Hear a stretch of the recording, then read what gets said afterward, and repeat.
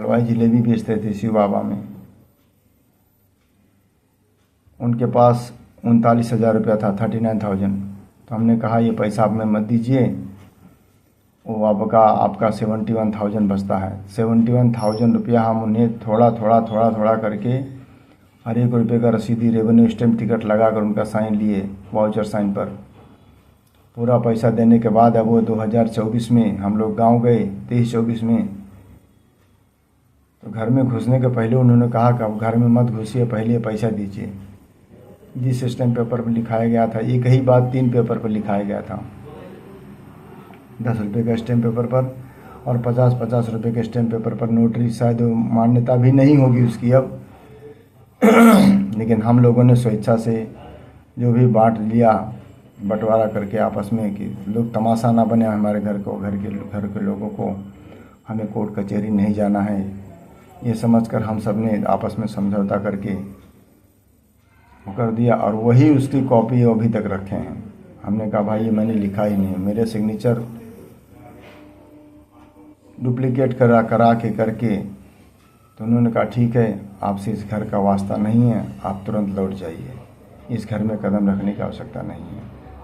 हमने कहा भाई ठीक है, क्योंकि हम उस संस्कार में पले बड़े नहीं हैं कि हम चलें भाई से मारामारी करें या गाली गलौज करें या हम चले थाना पुलिस करें, FIR करें। तो हमारी वो हिसाब से हमारा हम माहौल में पले बड़े नहीं थे। पिताजी हमारे सीधे साधे, माताजी हमारी गरीब घर की लड़की, हरिया ग्राम सभा हरिया बाजार टांडा रोड अकबरपुर रोड पर वहाँ के निवासिनी थी। छोटे लाल छोटई अग्रहरी की लड़की थी। उनके 2 ही संतान थे, श्री बलभद्र प्रसाद और सुनरा देवी। एक भाई एक बहन थे हमारे नाना जी के। हमारी नानी का नाम श्रीमती बतासा देवी था। तो वहाँ का घर भी उनके मरणोपरांत हमारी बहन ने गलत पेपर बना के उसको विक्रय कर दिया। भाई जिसको जब कुत्ते को हड्डी मिलेगी, चाटने को मिलेगा तो पूछ हिलाएगा ज़रूर। उसमें साम दाम दंड भेद सारी चीज़ें यूज़ की जाती हैं। तो पहचान से उन्होंने पेपर लाकर बनवाया। अब उसको समय आने पर हम प्रेरित करेंगे, उसकी खोज करेंगे उसमें क्या लिखाया गया है, क्योंकि हमें अभी तक उन्होंने पेपर भी नहीं दिखाया है कि मामा जी ने क्या लिखाया है, क्या समझ कर दिया है। ये लोगों ने सारी प्रॉपर्टी माता पिता की सेवा बहाने से सिर्फ ज़मीन जायदाद पाने के लिए किया था, क्योंकि ज़मीन जायदाद पाना सेवा करना अलग चीज़ हो जाता है। जिसके दिल में खोट है वो कोई भी रंग अपनाएगा। तो हम अपने मान सम्मान, एक ही लड़का है हमारे पास, हम किसी से भिड़े नहीं, लेकिन समय आने पर हम खोज जरूर करेंगे। हम जाएंगे प्रशासन के पास, देखते हैं प्रशासन हमारे लिए क्या करता है। पहले उनको बुलाकर समझाएंगे कि भाई जो भी हमारा हिस्सा लिए हो हमें दे दो। उनको समझाया गया, वो 71,000 रुपये इस हिसाब से कहते हैं कि अभी आपको हमें इतना देना बाकी है।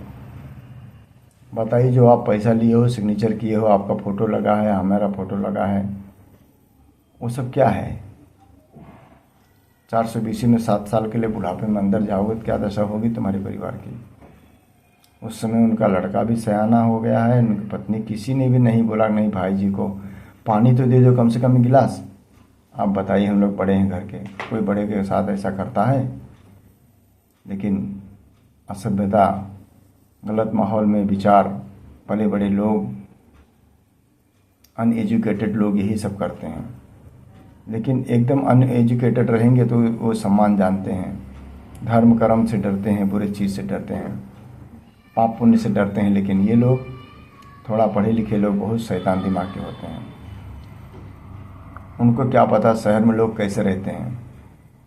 सुबह 5 बजे 4 बजे उठते हैं, 8 बजे की ड्यूटी, 10 बजे की ड्यूटी, 9 बजे की ड्यूटी करते हैं, 8 बजे 9 बजे 10 बजे की, और शाम को 8-9 बज जाता है घर पहुंचने में। उनके पास समय कहाँ बचता है 3-5 करने का। ये मैं अपने जीवन पर ही मैं 12 साल से लेकर 53 साल तक जो भी मेरे ऊपर बीता है, जो भीगा है, वही वीडियो बनाता हूँ मेरे साथियों। और आप सभी के घर में ये सब होता है। और और किसी भी बेटी का घर बर्बाद होता है तो उसमें उसकी माँ का ही हाथ रहता है, 101%। अगर माँ बेटी को समझाए, पति के ऊपर जो मैंने शुरुआत में कहा था, शास्त्र के अनुसार पति ही भगवान होता है। हाँ, मैं मानता हूँ मुझसे गलती हुई है, मुझसे अनाचार हुआ है, लेकिन अगर 10 गलतियाँ हैं तो कुछ अच्छाइयाँ भी हैं हमारे पास। हम परिवार के महत्व को समझ रहे हैं, चाहे किस खिलाने पर, चाहे वैसे ही परिवार के महत्व को समझ रहे हैं, बच्चों की जिम्मेदारी को समझ रहे हैं। भले हम पूरा खर्चा नहीं दे पा रहे हैं घर का, मेरा बेटा भी अब 2 पैसा उपज करने लगा है, आप लोगों को सभी के आशीर्वाद से तो घर चल रहा है। बहुत ज़्यादा उत्पत्ति नहीं है लेकिन घर चल रहा है। तो मेरे साथियों, घर की जिम्मेदारियों को निभाइए और बेटी को वह शिक्षा दीजिए। मैं ये नहीं कहता हूँ किसी का गलत चीज़ बर्दाश्त करो, लेकिन अपने गुण से, अपने हाव भाव से परिवार को एक ही धागे में, जैसे माला बनाते समय तरह तरह के मोतियों का उपयोग किया जाता है, वैसे ही परिवार के 10 सदस्य को एक ही धागे में करके रखो। वही बहू का गुणगान होता है, वही बेटी कहती है कि इसके घर के संस्कार बहुत अच्छे हैं।